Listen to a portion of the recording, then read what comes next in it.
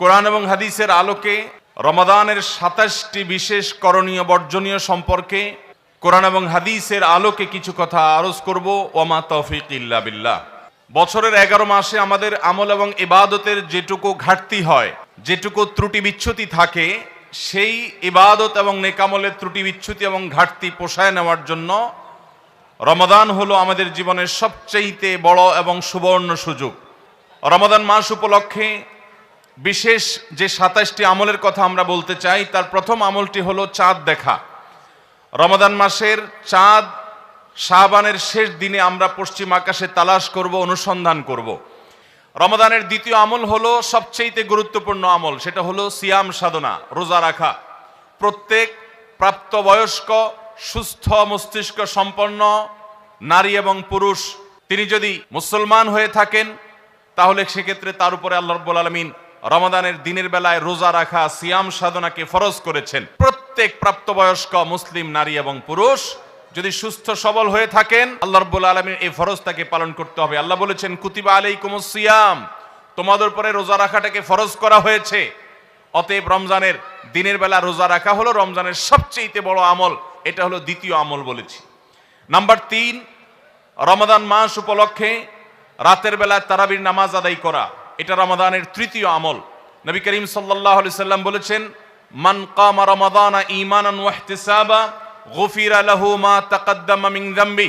যে ব্যক্তি রমজান মাসে রাতে দাঁড়িয়ে ঈমানের সাথে, ইখলাসের সাথে আল্লাহর কাছ থেকে সওয়াব পাওয়ার আশায় তারাবির নামাজ পড়বে, তার পূর্বের সমস্ত গুনাহ খাতা মাফ করে দেওয়া হবে। রমজানের চতুর্থ আমল হলো সাহারি করা।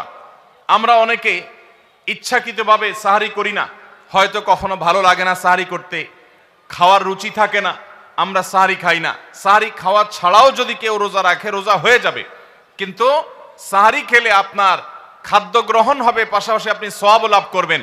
৫ নম্বর আমল হলো সাহারিটা শেষের দিকে খাওয়া। এখনো অনেক মুরব্বীরা আছেন গ্রামাঞ্চলে, তারা মাঝরাতে সাহারি খেয়ে ফেলেন, ১২টা-১টার দিকে সাহারি খেয়ে ফেলেন। সাহারি খাওয়ার জন্য সবচাইতে উত্তম সময় হলো রাতের শেষ প্রহরের একেবারে শেষের দিকে। ৬ নম্বর আমল হলো রমজান উপলক্ষে ইফতার করা। ইফতার মানে নাস্তা খাওয়া। সারা বছর আমরা দিনের বেলায় শুরুতে নাস্তা খাই, কিন্তু এর কারণে কোনো সওয়াব আমাদের আমল নামায় লেখা হবে এমন কোনো কথা বলা হয় নাই। কিন্তু রমজান মাসের সন্ধ্যা যখন আপনি ইফতার খাবেন, এই ইফতার খাওয়ার মাধ্যমে আপনি একটা সুন্নাহর উপর আমল করলেন, এটার কারণে আপনার আমল নামাতে একটা সওয়াব লেখা হবে। সওয়াবের আশা যদি আপনার থাকে, ইফতারের নিয়ত যদি আপনার থাকে, তাহলে এর মাধ্যমে আপনি সওয়াব লাভ করবেন। ৭ নম্বর আমল হলো ইফতারটা তাড়াতাড়ি করা, ইফতার বিলম্বে না করা। আমরা অনেকে আছি ইফতার অনেক বেশি দেরি করি। আমরা মনে করি যত দেরি করে ইফতার করা যায় ততই বোধহয় রোজাটা নিশ্চিতভাবে শুদ্ধ হয়, সঠিক হয়। এটা ভুল ধারণা। নবী করিম সাল্লাল্লাহু আলাইহি সাল্লাম বলেছেন, যতদিন পর্যন্ত এই উম্মত মুসলমান জাতি ইফতার দ্রুততার সাথে করবে, অর্থাৎ ওয়াক্ত হওয়ার পর আর বিলম্ব করবে না, ততদিন পর্যন্ত তারা কল্যাণের মধ্যে থাকবে। ৮ নম্বরের রমজানের আমল হলো ইফতারের দোয়া পড়া।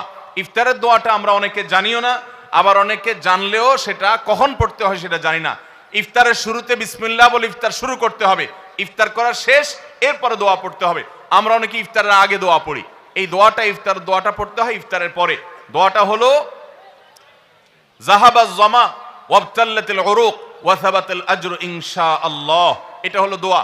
৯ নম্বরের আমল হলো ইফতার এবং সাহারি উভয়টাতে খেজুর খাওয়া, এটা সুন্নাহ। খেজুরের মধ্যে প্রচুর খাদ্য শক্তি আছে। আমরা রমজান মাসে যে রোজা রাখি, সারাদিন পানাহার বর্জন করে থাকি, আমরা যদি সাহারিতে খেজুর খাই, আমাদের শরীরে প্রচুর পরিমাণ খাদ্য শক্তি থাকবে। ১০ নম্বরের রমজানের আমল হলো দিনভর বেশি বেশি দোয়া করতে থাকা। ভাইরা আমার, রোজাদার ব্যক্তির দোয়া আল্লাহ রাব্বুল আলামিন ফিরিয়ে দেন না। রোজাদার ব্যক্তি দিনভর আল্লাহর কাছে দোয়া করতে থাকলে সে দোয়া কবুল হয়। নবী করিম সাল্লাল্লাহু আলাইহি সাল্লাম বলেছেন যে কয়েক ব্যক্তির দোয়া ফেরত দেওয়া হয় না, এর ভিতরে একজন হলেন আস-সাইমু হাত্তা ইফতির, রোজাদার ব্যক্তি ইফতার করা পর্যন্ত তার দোয়া কবুল হতে থাকে। আপনি রোজাদার অবস্থায় দোকানে কাজ করছেন, খেতে খামারে কাজ করছেন, আপনি ব্যবসা প্রতিষ্ঠানে কাজ করছেন, আপনি রাস্তায় হাঁটাচলা করছেন, মা বোনরা বাসা বাড়িতে গৃহস্থলী কাজকর্ম করছেন, এই কাজের ফাঁকে ফাঁকে ওযু নাই, অসুবিধা নেই, এই অবস্থায় আপনি দোয়া করতে থাকেন। রোজাদার অবস্থায় দোয়া কবুল হয়। সারাদিন আপনি মনে মনে আপনার চাওয়াগুলো আল্লাহর কাছে নিবেদন করেন, আল্লাহর সাথে আপনি কথা বলতে থাকেন, কারণ দোয়া কবুলের একটা মোক্ষম সময় হলো রমজান মাসে এই রোজা অবস্থায়। 11 নম্বর রমজানের বিশেষ আমল হলো সকল প্রকার পাপাচার বর্জন করা, কারণ রমজানের রোজার উদ্দেশ্যই হলো আমরা যেন পাপাচার বর্জন করতে পারি। 12 নম্বর আমল হলো পাপাচারের মধ্যে আবার বিশেষ করে মিথ্যা কথা, মিথ্যা কাজ, প্রতারণা 2 নম্বরই, এগুলো পরিহার করে চলা। এগুলো অন্য সময় তো পরিহার করতেই হবে, রমজানে আরো বিশেষ গুরুত্বের সাথে পরিহার করতে হবে। বুখারীর হাদিসে আসছে, নবী করিম সাল্লাল্লাহু আলাইহি সাল্লাম বলেছেন, মাল্লাম ইয়াদা কাওলা যুরি ওয়াল আমাল বিহি ফালাইসা লিল্লাহি হাজা আন ইয়াদা তাআমাহু ওয়া শারাবা। যে ব্যক্তি মিথ্যা কথা, মিথ্যা কাজ এগুলো ছাড়লো না, সেই ব্যক্তির উপবাস থাকায় আল্লাহর কোনো ঠেকা পড়ে নাই। অর্থাৎ তার এই রোজা থাকাটা উপোস থাকা ছাড়া কিছুই নয়। 13 নম্বর আমল হলো স্পেশালি ঝগড়াঝাটি থেকে বিরত থাকা। 14 নম্বর বিশেষ আমল হলো সাধারণ যত আমল আছে, সাধারণ যত ভালো কাজ আছে, সেই ভালো কাজগুলো এই মাসে সবচেয়ে বেশি গুরুত্বের সাথে করা। কারণ আপনারা জানেন নবী করিম সাল্লাল্লাহু আলাইহি সাল্লাম বলেছেন, রমজানের শুরুর দিকে আল্লাহর পক্ষ থেকে এক ফেরেশতা ঘোষণা দিতে থাকে, ইয়া বাগিয়াল খায়র আকবিল। তোমাদের মধ্যে কেউ কি কোনো কল্যাণের পথে চলতে চায়, এমন কোন মানুষ আছে যে কল্যাণকামী, যে ভালো কাজ করতে চায়, তাহলে সে যেন অগ্রসর হয়। কারণ ভালো কাজ করার মৌসুম এসেছে, সময় এসেছে, সুবর্ণ সুযোগ এসেছে। এটা আমল করার সময়, এটা নিজের আমল নামার শূন্য স্থানগুলো পূরণ করার সময়, এটা জান্নাতের পথে এগিয়ে যাওয়ার সময়। অতএব যত নেক আমল আছে, সেটা যেই ধরনেরই হোক না কেন, সকল ভালো কাজ সবচেয়ে বেশি করতে হবে এই রমজান মাসে। 15 নম্বর আমল হলো খুব গুরুত্বের সাথে ইস্তেগফার করা, আল্লাহর কাছে গুনাহ মাফ চাওয়া। এটা হলো 15 নম্বর আমল, যে গুনাহগুলো মাফ করাবো, জাহান্নাম থেকে মুক্তির পরোয়ানা দেয়া হয়, সেটি আমার নামটা যেন সেই তালিকায় যায়, সেই চেষ্টা আমরা করব প্রতিদিন। 16 নম্বর রমজানের বিশেষ আমল হলো রোজাদারকে ইফতার করানো। নবী করিম সাল্লাল্লাহু আলাইহি সাল্লাম বলেছেন, মান ফাত্তারা সাইমান ফালাহু মিসলু আজরিহি মিন গায়রি আন ইউনকাসা মিন আজরিহি শাইআ। যদি কেউ কোনো রোজাদারকে ইফতার করায়, আল্লাহ রাব্বুল আলামিন ওই রোজাদারের রোজার কারণে তিনি যে সওয়াব পেয়েছেন তারটা তিনি পাবেন, অতিরিক্ত বোনাস হিসেবে যেই লোকটা ইফতার করালো রোজাদারকে, আল্লাহ তাআলা তাকে সমপরিমাণ সওয়াব দান করবেন। 17 নম্বর রমজানের স্পেশাল আমল হলো যে রমজানে বিশেষ গুরুত্বের সাথে কোরআন তেলাওয়াত করা। কারণ রমজান মাসের পরিচয় দিতে গিয়ে আল্লাহ তাআলা কোরআনে বলেছেন, শাহরু রমাদান আল্লাযী উনজিলা ফীহিল কুরআন।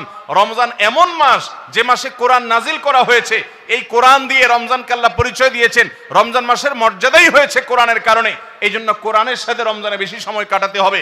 কোরআনের হালাকা করবেন, কোরআনের মজলিস করবেন, কোরআন শিক্ষার আসর করবেন, ইমাম সাহেব মুয়াজ্জিন সাহেবকে দিয়ে প্রতিটা মসজিদে মসজিদে মুসল্লিরা কোরআন শুদ্ধ করবেন, বিশুদ্ধ করে তেলাওয়াত করবেন।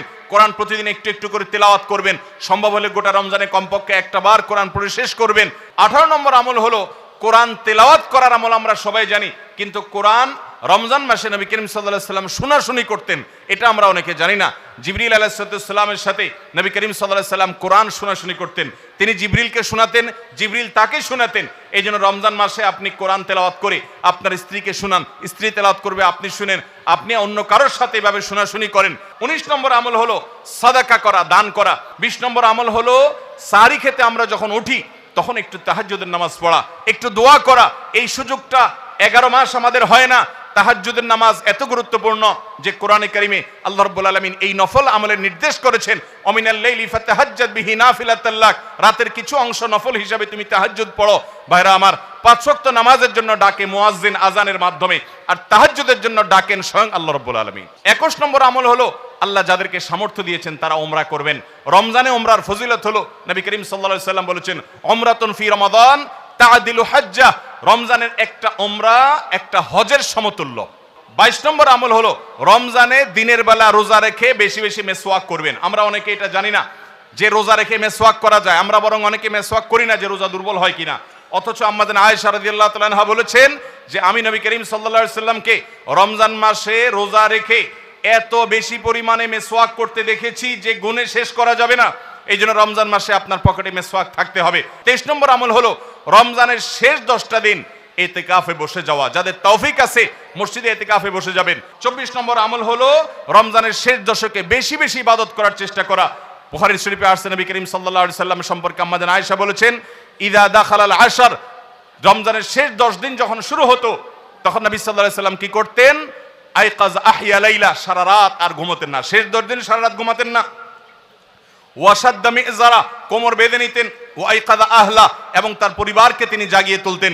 আরেক হাদিসে আসছে নবী সাল্লাল্লাহু আলাইহি ওয়াসাল্লাম বলেছেন, কারণ নবী সাল্লাল্লাহু আলাইহি ওয়াসাল্লাম ইযা দাখালাল আশর ইয়াজতাহিদু ফীহি মা লা ইয়াজতাহিদু ফী গায়রি। নবীজির জীবনে কখনো ইবাদতের জন্য এত চেষ্টা করতেন না যত চেষ্টা করতেন রমজানের শেষ দশকে ইবাদতের জন্য। 25 নম্বর আমল হলো লাইলাতুল কদর তালাশ করা। নবী করিম সাল্লাল্লাহু আলাইহি ওয়াসাল্লাম বলেছেন, তাহাররু লাইলাতুল কদর ফিল ভিতরি মিনাল আশরিল আওয়াখির মিন রমাদান। তোমরা রমজানের শেষ দশকের বেজোড় রাতগুলোতে লাইলাতুল কদর বেশি বেশি করে তালাশ করো। বেজোড় রাতগুলোতে বেশি বেশি, শেষ দশকের প্রত্যেক রাতেই জেগে জেগে ইবাদত করা কদর হতে পারে সে আশায়। কদরের একটা রাত যদি ইবাদত করতে পারেন আপনি, তাহলে 1000 মাস ইবাদতের চাইতে বেশি উত্তম হবে, আপনার আমলনামাতে সওয়াব বেশি জমা হবে। 25 নম্বর আমল হলো লাইলাতুল কদর তালাশ করা শেষ দশকের সবগুলো রাতে, সম্ভব না হলে বেজোড় রাতে। আল্লাহ আমাদেরকে তৌফিক দান করুন। আর 26 নম্বর আমল হলো লাইলাতুল কদর যদি আমরা পেয়ে যাই, মনে হয় যে এটা লাইলাতুল কদর হতে পারে, তাহলে একটা বিশেষ দোয়া পড়া। দোয়াটা হলো আল্লাহুম্মা ইন্নাকা আফুউন তুহিব্বুল আফওয়া ফাআফু আন্নি। হে আল্লাহ, আপনি ক্ষমাশীল, আপনি ক্ষমা করতে ভালোবাসেন, পছন্দ করেন, আপনি আমাকে ক্ষমা করুন। এই দোয়াটা পড়বো তো ইনশাআল্লাহ। 27 নম্বর এবং সর্বশেষ আমল হলো রমজানের শেষে ঈদের চাঁদ দেখা যাওয়ার পর অথবা ঈদের চাঁদ দেখা যাওয়ার একদিন আগেও করা যায় ফিতরা আদায় করা, গরিবদের বাসায় খাদ্য পৌঁছে দেওয়া। এটা কেন করব? নবী করিম সাল্লাল্লাহু আলাইহি ওয়াসাল্লাম বলেছেন, যাকাতুল ফিত্রে তুহরাতান লিস-সাইমি আনিল লাগবি ওয়ার রাফাস ওয়া তু'মাতাল লিল মাসাকিন। ফিতরা এটা হলো দুইটা উদ্দেশ্যে। এক হলো রোজা রেখে আমাদের যে ছোটখাটো ভুল ত্রুটি হয়, অনর্থক কথা হয়ে যায়, এগুলো থেকে রোজাটাকে পরিচ্ছন্ন করার জন্য সদকায়ে ফিতর বা আমরা যে ফিতরা দেই এটা ভূমিকা রাখে, এটা কার্যকর হয়, আমাদের রোজাকে ত্রুটিমুক্ত করে দেয়, রিফাইন্ড করে দেয়। আর দ্বিতীয়ত হলো ঈদের দিন গরিব দুঃখীদের বাসায় খাবারের নিশ্চয়তা এনে দেয়।